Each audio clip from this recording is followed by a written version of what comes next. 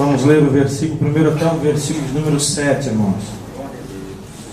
Diz assim: Ora, Elias, o tisbita dos moradores de Gileade, disse a Acabe: Tão certo como vive o Senhor Deus de Israel, perante cuja face estou, nem orvalho nem chuva haverá nesses anos, senão segundo a minha palavra. Depois veio a palavra do Senhor a Elias: Retira-te daqui, vai para o oriente e esconde-te junto ao ribeiro de Querite, que está a leste de Jordão. Beberás do ribeiro, e eu ordenei aos corvos que ali te sustentem. Assim foi Elias, e fez conforme a palavra do Senhor. Foi e habitou junto ao ribeiro de Querite, a leste de Jordão. Os corvos lhe traziam pão e carne pela manhã, como também pão e carne ao anoitecer, e bebia do ribeiro. Mas, passado alguns dias, o ribeiro secou, porque não havia chuva na terra. Amém. Se assente. Eu quero adorar a Jesus, irmãos, pela oportunidade de estar aqui essa noite e poder ministrar a santa palavra do Senhor. Eu quero agradecer a Deus pela sua vida, que aqui essa noite está, mas também quero agradecer a Deus pelos irmãos que nos ouvem pelo YouTube, pela rádio, pela web rádio. Eu quero glorificar a Deus pela sua vida também. Eu quero que você saiba que Deus te ama e te ama muito, e tem uma palavra para o seu coração. Você acredita que Deus tem uma palavra para o seu coração? Diga amém. Então, profetiza isso para a pessoa que está do seu lado e diga: Deus tem uma palavra para o seu coração. Queridos, é interessante que todas as vezes que eu venho para a sede, parece que eu venho numa dependência e numa necessidade tão grande, tão grande.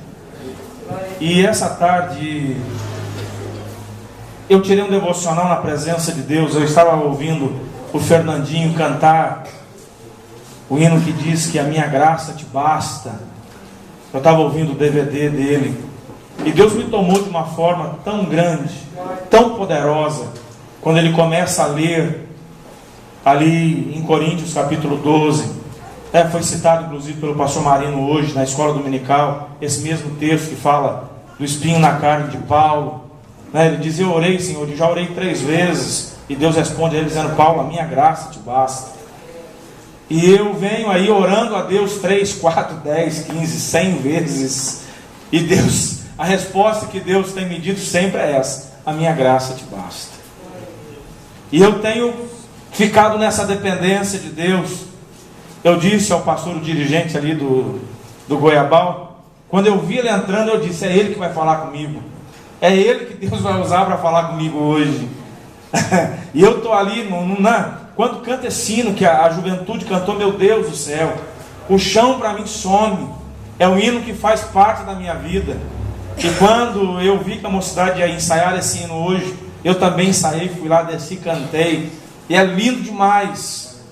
Mas o mais interessante de tudo é que esse texto que eu li, que fala do profeta Elias, na verdade o texto cita Elias, mas ele trata uma realidade da minha vida, e quem sabe da sua vida também. Porque Elias aparece do nada.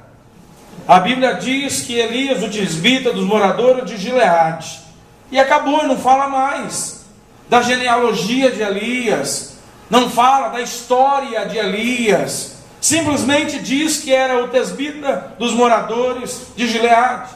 Elias aparece num cenário destruído, num cenário pecaminoso, num cenário que a esperança do povo estava se acabando pela má liderança de Acabe, ou melhor dizendo, da sua esposa, porque quem liderava era ela, ele só obedecia.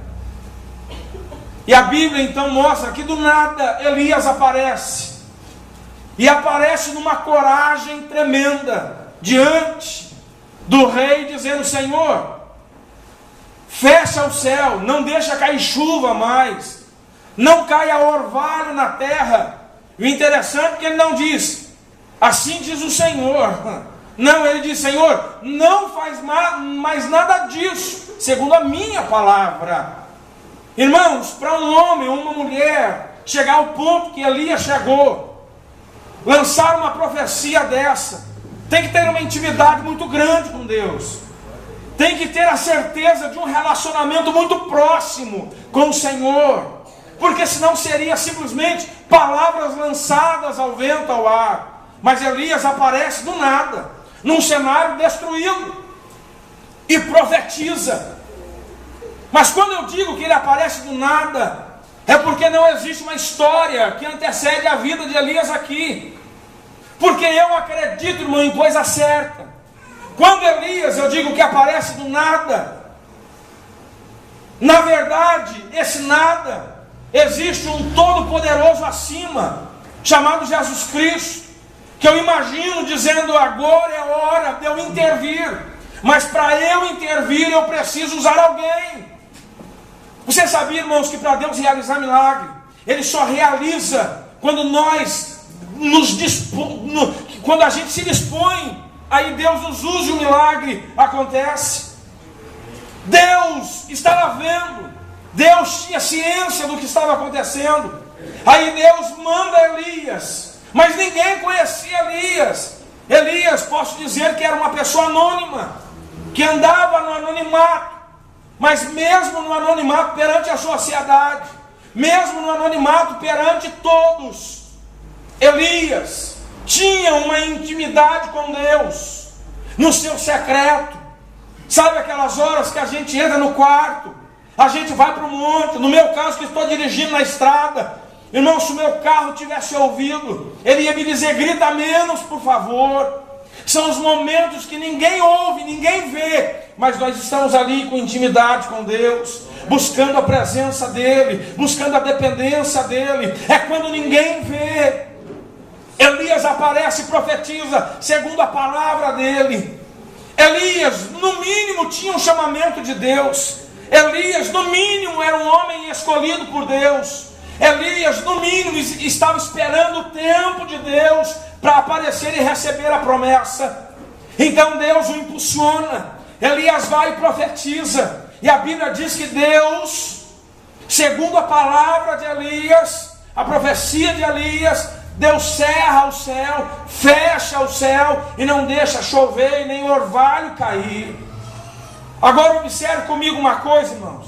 Pensa se for nos dias de hoje, nesses dias atuais que nós vivemos, alguém chega e diz: segundo a minha palavra, paralítico anda. Segundo a minha palavra, imagina, se hoje mesmo as pessoas realizando milagres, em nome de Deus, as pessoas já se exaltam, as pessoas já crescem, as pessoas já se acham. Imagine, com Elias eu acredito que não ia ser diferente, porque ele é ser humano, e o ser humano é tendencioso a querer aplauso. Nós, seres humanos, somos tendenciosos a querer receber elogios. Nós temos essa tendência. E se não tomarmos cuidado, a soberba nos levanta, a soberba nos pega. Aí Deus, que tinha um plano na vida de Elias, Deus que tinha um chamamento na vida de Elias, diz: olha, agora Elias profetizou segundo a palavra dele, pela intimidade que ele tem comigo, eu fiz, mas agora eu preciso preparar Elias para um patamar mais alto. Eu preciso trabalhar na estrutura de Elias para um patamar mais alto. E para isso eu preciso que Elias aprenda a depender de mim. Aí Deus pega Elias e diz: Elias, agora se esconde, retira-te e se esconde. Aonde? No ribeiro do Querite. Deus simplesmente tira Elias de cena. Perceba, a Bíblia está clara em dizendo: se esconda. Quem está escondido aparece. Sim ou não? Eu brinco de pique-esconde em casa com meus filhos. E o mais impressionante, irmãos, que a inocência da criança é algo tremendo, né?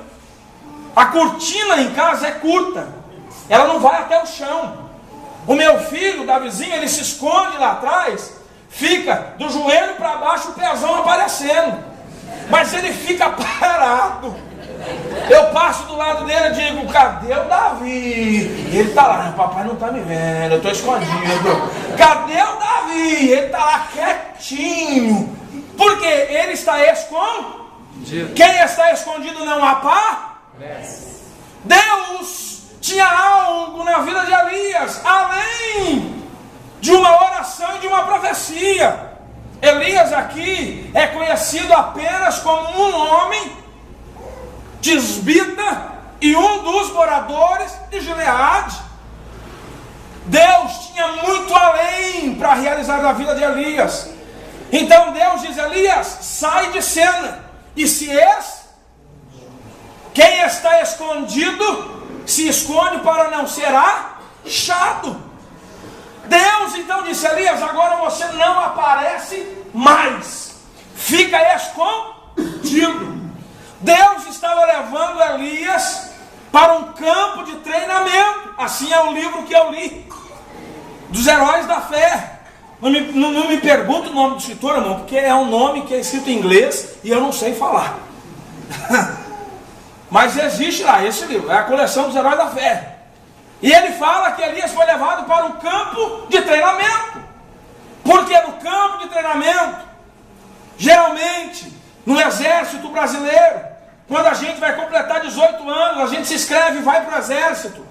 Lá, às vezes, existem aqueles que chegam mais altivos, mais se achando, mais a última cereja do bolo, a última Coca-Cola do deserto, e diz: não, eu sou o cara, eu faço, eu aconteço. Mas quando chega lá dentro, ele tem que entrar na linha, ele tem que entrar no esquema, ele tem que entrar nas normas. E quando ele sai de lá uma outra pessoa. Deus manda Elias para o Querite. E Querite significa aparelhar, cortar, deixar do tamanho certo. Querite significa cortar, tirar lasca, tirar excesso, deixar do tamanho certo. Por favor, me ajuda aí. Quem sabe estou pregando para pessoas que estão sentindo Deus tirar a lasca dela, Deus começar a tirar o excesso, e não está entendendo o que está acontecendo. Mas por favor, me ajuda e pergunta para essa pessoa que está perto de você: você está no Querite? Querite é lugar de Deus para a nossa vida. O Querite é o lugar que Deus quer nos colocar por um período. Porque no Querite, irmãos, é o lugar que Deus vai nos ensinar. No Querite é um lugar ilógico, que ninguém imagina. Pensa, Deus diz para Elias: vai para lá, porque eu quero tirar o excesso, eu quero tirar a lasca, eu quero deixar você do tamanho certo. E para que isso aconteça, eu vou mandar corvo levar pão, corvo levar carne, e você vai tomar água do ribeiro. Irmão, pensa. Deus usa aqui o pastor Marino, o santo da igreja, e diz: irmão, vocês vão lá para o nordeste do Brasil. Tá, pastor, onde nós vamos morar? Não sei, Deus está mandando você ir. Pensa como que é ilógico o negócio, que parece que é loucura, parece que é doideira. Imagina, Deus dizendo: Elias, vai para lá. Não tem casa, não tem cama, não tem rede, mas tem pão e tem água. Às vezes, ou quase sempre, os caminhos de Deus para a nossa vida, eles são ilógicos. A gente não vai entender. Mas é Deus querendo mostrar algo superior para nós. É Deus tratando na nossa estrutura, para que a gente receba algo amanhã muito maior do que a gente imagina hoje. Irmão, pensa.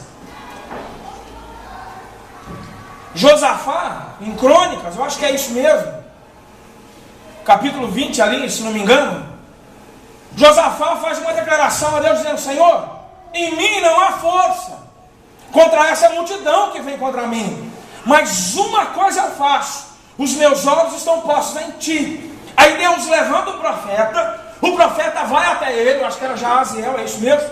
Jaaziel vai até ele, profetiza e diz para ele assim: ó, você vai pelejar contra eles, mas não coloca os arqueiros e nem os que têm lança na frente, coloca os cantores na frente da batalha.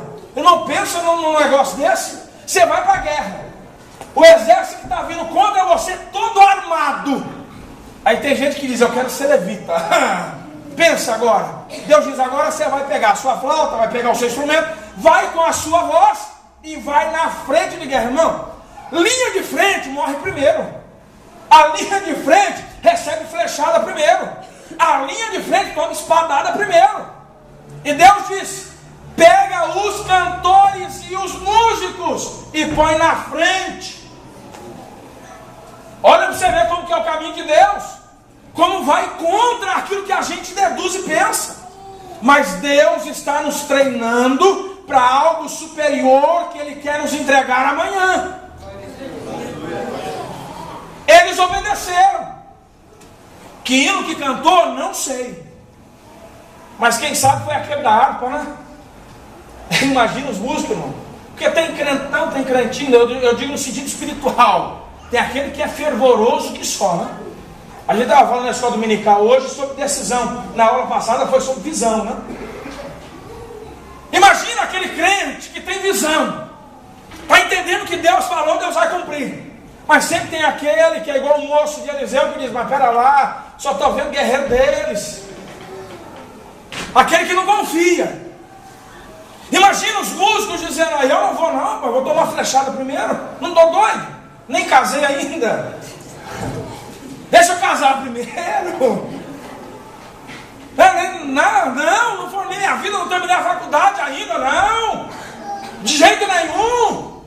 Aí o outro dizendo: rapaz, vamos lá, se Deus mandou, Ele está com a gente. Se Deus mandou, Ele vai cuidar. Se Deus mandou, Ele vai cuidar. Eu vou repetir de novo: se Deus mandou, Ele vai cuidar. Aí os levitas, os músicos na frente.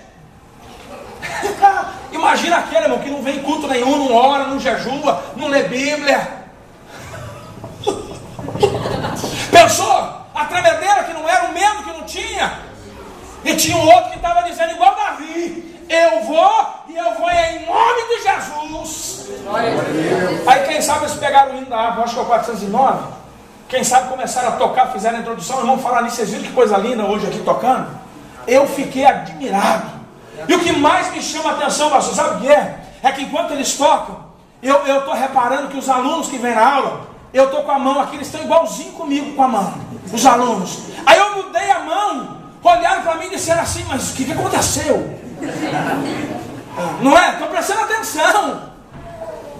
Aí quem sabe no ano 409 fizeram a introdução e começaram a marchar quem? Os músicos e os cantores. Quem sabe eles começaram a cantar: depois da batalha me coroará, Deus me coroará. E vamos embora. Deus me coroará. Depois da batalha me coroará na celestial mansão. Mas observe aqui, para um pouquinho. Aí vem o complemento do hino que diz assim: ó: lá verei o meu rei e terei o meu galardão. Mas quando é que eu verei? Quando é que eu terei? Depois da batalha me coroará. O exército inimigo estava dizendo: esses crentes aí são loucos, esses crentes são doidos. Nós estamos com flecha, com arco, a cavalaria montada, e eles estão vindo cantando que depois da batalha me coroará, Deus me...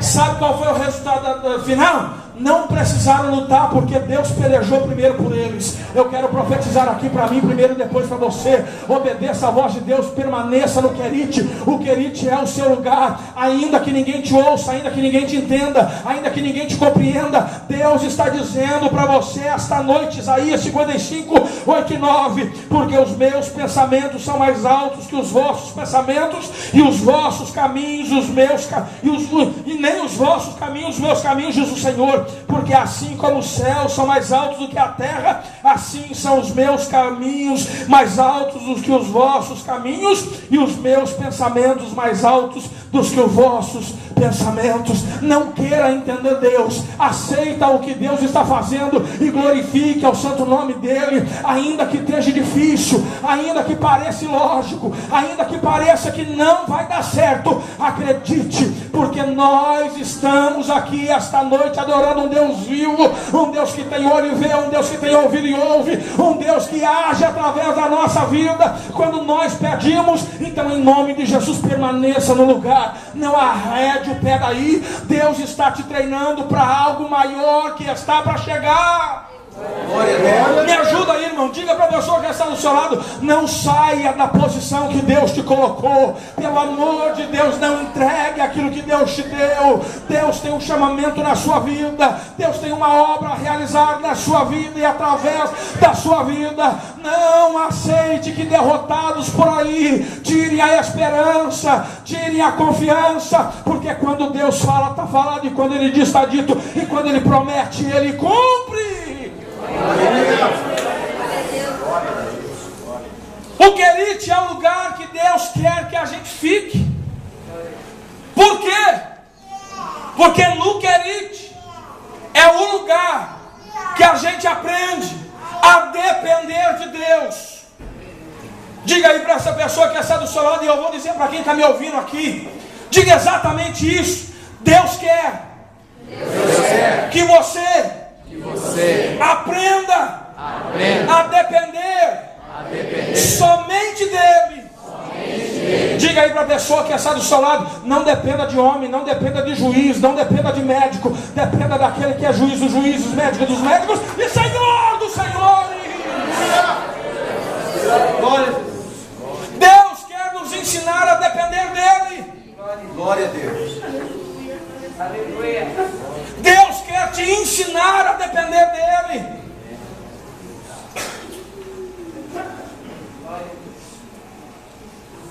Viram o hino que a mocidade cantou? Perdeu a esperança. Ali diz: louve a Deus. É dizendo, dependa de Deus. Se já não tem mais jeito, dependa de Deus. Eu vou falar para o Samuel Ferreira que aprendi a compor em cima do hino dele. Não é? Perdeu a esperança. Aí você repete assim: olha, dependa de Deus. Ok? Vamos fazer um coral aqui? Vou me sentir maestro. Vamos lá? Perdeu a esperança. Depende de Deus. Se já não tem mais jeito, depende de Deus. Agora escute: eu quero relembrar-te, meu irmão, que o nosso Deus ainda faz milagre. Então, em nome de Jesus, receba milagre, receba a porta aberta, receba a cura para o seu corpo, receba milagre. Glória a Deus. Deus quer nos ensinar a depender dele. Eu já contei isso aqui. Quem sabe você já ouviu inúmeras vezes. E essa semana eu ouvi de novo isso. O pastor dizendo daquela senhora que era serva de Deus, mulher de Deus, por algum motivo começou a padecer necessidade em casa. E ela estava ouvindo uma rádio. E aquele programa era um programa social, diz o pregador, o pastor que estava pregando. E ele disse que naquele momento da rádio, momento social, ele estava dizendo: olha, você que precisa de uma cama, nós temos uma para doar. Você que precisa disso, nós temos algo aqui para doar. Aí o coração dela se encheu de alegria e disse: eu vou ligar nessa rádio e vou pedir ajuda. Ela ligou na rádio, deu o nome dela, deu o endereço. E o rapaz da rádio anunciou no programa social dizendo: olha, tem uma senhora, o nome tal, que mora no bairro tal, na rua tal, está passando necessidade. Quem puder ajudar, leva ela uma cesta básica. Aí diz que o empresário ouviu aquilo, chamou 2 empregados, deu a eles uma quantia de dinheiro e disse: olha, vai no supermercado, gasta todo esse dinheiro e leva lá nessa casa. E quando ela perguntar, quem mandou? Diga a ela, foi o diabo. Eles levaram a compra. A senhora recebeu e mandou entrar e se encheu de alegria. E crente é assim, irmão, quando se alegra o negócio é fenomenal. Quando o crente se alegra, que coisa linda. Eu imagino aquela mulher, irmão, chorando e agradecendo a Deus pela providência. Os dois olharam para o outro e disseram, mas ela não perguntou. O chefe mandou dizer. Foram até ele e disseram, senhora, a senhora não perguntou quem mandou. Imagina essa mulher lá no Querite, aprendendo a depender de Deus. A senhora não perguntou ainda quem mandou. Afinal de contas, a senhora não quer saber quem mandou? Aquela mulher disse, quero não, porque quando Deus manda, até o diabo obedece. Diga aí para a pessoa que está perto de você, você acha que a bênção vai vir por um caminho, Deus está mandando por outro, mas que ela vai chegar, ela vai. Não importa o caminho, a bênção vai chegar. Não, é só para quem acredita, irmão. É só para quem acredita. Eu consagrei a minha vida, eu jejuei a minha vida, eu cavei poço para estar pregando e estou pagando um preço tremendo aqui no Querite para poder pregar isso para você. E eu estou profetizando, não importa de onde vem, o que importa é que você vai receber a bênção. Então recebe ela em nome de Jesus. Aleluia. Mas está dando tudo errado, irmão, no Querite. Colega não ouve, não tem amigo para ouvir, não tem papai, não tem mamãe. Não adianta, maninha, mamãe, ajuda. Já está com 5 filhos nas costas, casada há 10 anos, ligando para a mãe, mamãe, me ajuda. Aí a mamãe vai, orienta, ora, ajuda. No Querite não tem ombro de mamãe. No Querite não tem paizinho lá para te ouvir, não, para te ajudar, para fazer empréstimo lá, né, de aposentado. O que tem de filho indo atrás de pai para fazer empréstimo de aposentado, que é mais barato, irmão. Pelo amor de Deus. Deixa o papai e a mamãe com a aposentadoria lá. Aí Deus está dizendo para mim primeiro, depois para você. Eu estou te treinando. Eu estou te preparando. E você não está entendendo. Porque quem entende, faz o que aquele hino diz. Você vai murmurar ou você vai adorar? Quem entende, adora. Quem não entende, murmura. Mas em nome de Jesus eu quero convocar você a adorar a Deus. Adore a Deus, adore a Deus, adore a Deus, adore a Deus, adore a Deus. Glória a Deus. Eu quero ser fiel, né? Eu até falei pro Samuel desse hino. A gente fala que quer ser fiel, né? Tem no Wagner Roberto que diz: eu quero ser fiel, Senhor, fiel até o fim. Eu quero ser fiel, Senhor, como és fiel a mim. Eu quero ser fiel, Senhor, fazer sua vontade. Não quero mais fingir, mas quero te servir com mais fidelidade. É isso que Deus quer de nós, mais fidelidade, mais fidelidade, mais dependência dele, mais dependência dele, mais dependência dele. Não importa o que disseram do amanhã, não importa o que disseram do seu amanhã, não importa o que a justiça já disse, a justiça já decretou, não importa o que a medicina falou, o resultado dos exames. Eu estou pregando de um Deus vivo aqui, um Deus que abre porta ainda, ressuscita morto, um Deus que ainda faz milagre, um Deus que ainda cura enfermidade. Em nome de Jesus Cristo, dependa somente de Deus. Eu vou encerrar.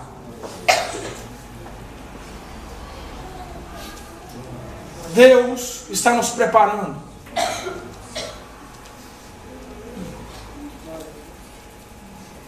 Esses dias eu estava conversando com meu pai. Eu disse: pai, quando eu achei que eu viesse para a Pinda, eu ia sofrer um pouquinho. Mas agora já está doendo. Aí meu pai me disse: prova que não deixar marca não é prova, porque a marca vai servir de testemunho para outros que vão passar por onde você já passou. Sabe, você que está me ouvindo hoje, é para você mesmo que eu estou falando. Essa prova não é para a morte, mas essa prova é para que o nome de Jesus seja glorificado através da sua vida e do seu testemunho. Você pode hoje estar dizendo aqui, está tudo dizendo que não, tudo parece que não vai dar certo, mas o Deus do impossível está aqui muito antes de nós chegarmos, e Ele estava nos esperando para nos dizer que quando tudo disser que não, você vai, eu preguei uma vez sobre esse tema aqui, você vai ouvir uma voz que vai te fazer prosseguir. Glória a Deus. Mas o querido está doendo, aguenta firme aí, irmão. Você vai fazer uma lipo espiritual, vai tirar o excesso, vai tirar a sobrinha. Para isso vai ter que pagar? Não, mas vai doer um pouquinho. Mas depois que Deus tirar o excesso, depois que Deus entender que você aprendeu a depender dele, o querite vai ter um fim. Diga aí para a pessoa que está do seu lado: o querite não é para toda a vida, uma hora ele acaba. O querite não é para toda a vida, uma hora ele acaba. O interessante é que o período que Elias ficou no querite, ele não ouviu mais Deus falar com ele. Imagina só, ele ouve a voz de Deus, vai para o querite, e literalmente, quem sabe, ele se sente lá abandonado. Puxa vida, Deus me mandou para cá e agora não fala mais comigo. Sendo que a Bíblia diz: clama a mim que eu vou responder. Diz mesmo. Mas o nosso problema é que a gente quer que Deus responda na nossa hora, e Ele tem a hora certa para responder. Mas por que é que Deus ainda não falou? Isaías 64:4 foi lido ontem lá no Princesa. Deus, quando está em silêncio, é porque Ele está trabalhando, e Ele está trabalhando para aquele que nele e a Bíblia diz ainda mais: bem-aventurado é o varão que confia no Senhor e espera no Senhor. Então, em nome de Jesus, continue esperando. Não desista, não abandone o barco agora, não jogue fora a autoridade, o ministério que Deus te deu e está te dando. Aguenta firme, porque o querite está no fim, e quando ele acabar, como acabou de Elias, a Bíblia diz que quando começou o ministério de Elias, ele era apenas conhecido como Elias o Tisbita, um dos moradores, não era nem o, era um dos.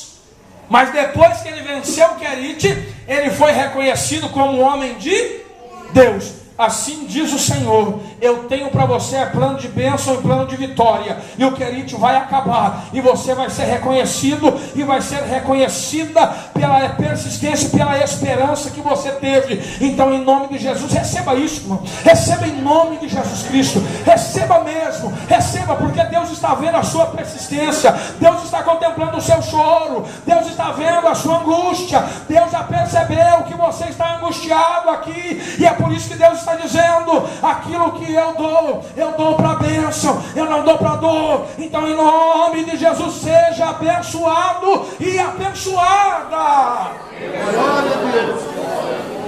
porque o querite, ele tem um fim. Olha só o que diz 2 Coríntios 4,17: porque a nossa leve e momentânea tribulação produz para nós um peso eterno de glória muito excelente, não atentando nós nas coisas que se veem, mas nas que não se veem, porque as que se veem são temporais, e as que não se veem são eternas. O que Deus tem para nós vai além da nossa visão, crente. Em nome de Jesus, receba hoje essa palavra de vitória, receba hoje essa palavra de bênção. Deus vai tirar você do querite, mas enquanto Ele não tirar, aguenta as pontas, fica aí, firma a sua estaca, firma a sua bandeira no querite, não arrede o pé, não arrede o pé. Não é hora de mudança, é hora de rever os conceitos, é hora de rever o que está errado, não é hora de procurar profecia lá para fora, é hora de esperar Deus falar aqui. Deus está falando hoje, mais uma vez, como sempre tem falado. Em nome de Jesus, seja abençoado e seja abençoada. Fique em pé comigo, por favor.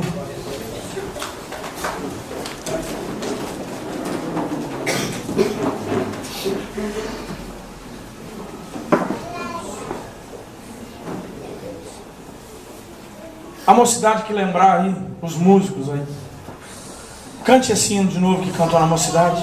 Enquanto nós cantamos, eu quero convidar você que está vivendo o querite. Querite é lugar de solidão, lugar que a gente chora e ninguém ouve. Querite é lugar de pesadelo. Querite é lugar de dificuldade. Eu quero que você saia do seu lugar e venha aqui em nome de Jesus.